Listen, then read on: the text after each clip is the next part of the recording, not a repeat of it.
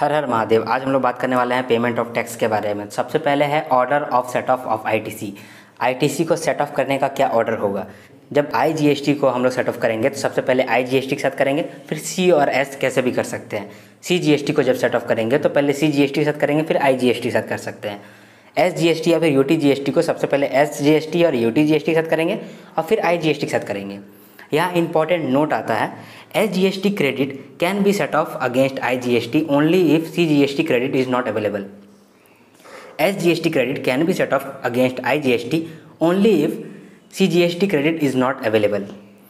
Credit of IGST must be utilized first.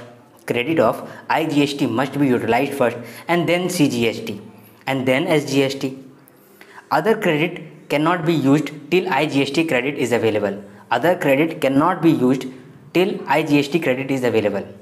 Once more, IGST को सबसे पहले set of करेंगे आईजीएसटी के साथ, फिर सी और एस कैसे भी कर सकते हैं। सीजीएसटी को सबसे पहले सीजीएसटी फिर आईजीएसटी, एसजीएसटी या यूटीजीएसटी को सबसे पहले एसजीएसटी या यूटीजीएसटी के साथ, उसके बाद फिर आईजीएसटी के साथ। नोट है, SGST credit can be set of against IGST only if CGST credit is not available. Credit of IGST must be utilized first and then CGST and then SGST. Other credit cannot be used till IGST credit is available. अब हम लोग बात करते हैं difference chart के बारे में। Difference chart of e cash ledger versus e credit ledger. E cash ledger में every deposit towards tax, interest, penalty, fee shall be credited to e cash ledger. कोई भी अमाउंट हम लोग for the payment of tax, for the payment of interest, for the payment of penalty, for the payment of fee में अगर जमा करते हैं तो वो हम लोगों का क्रेडिट होता है इलेक्ट्रॉनिक कैश लेजर में। बट कोई भी अगर आईटीसी हमको मिलता है तो वो क्रेडिट होता है इलेक्ट्रॉनिक क्रेडिट लेजर में।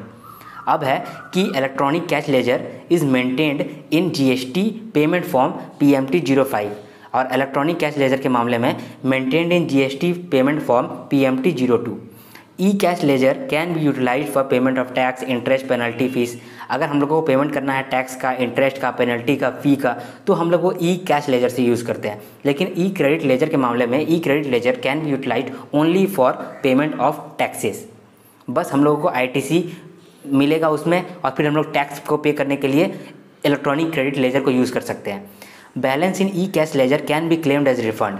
इलेक्ट्रॉनिक कैश लेजर में अगर हमारे पास पैसा है तो उसको हम लोग रिफंड जरूर कर सकते हैं, लेकिन अगर इलेक्ट्रॉनिक क्रेडिट लेजर में है तो हम लोग उसको रिफंड नहीं कर सकते हैं।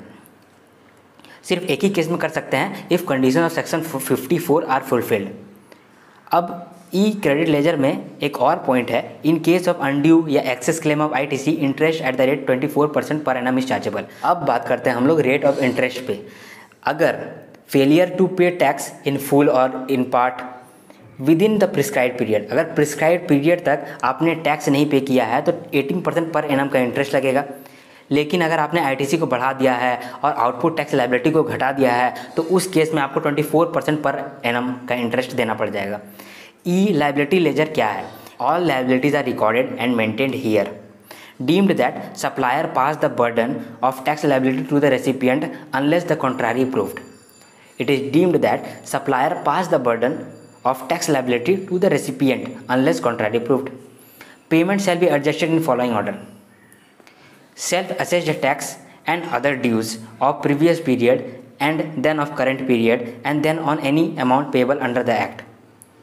पेमेंट किस तरह से एडजस्ट होगा? सबसे पहले तो पुराना पेमेंट आपको एडजस्ट करना पड़ेगा, फिर अभी का पेमेंट आपको एडजस्ट करना पड़ेगा, और फिर अगर आपको कोई नोटिफिकेशन के साथ आता है तब आपको वो पेमेंट करना पड़ेगा।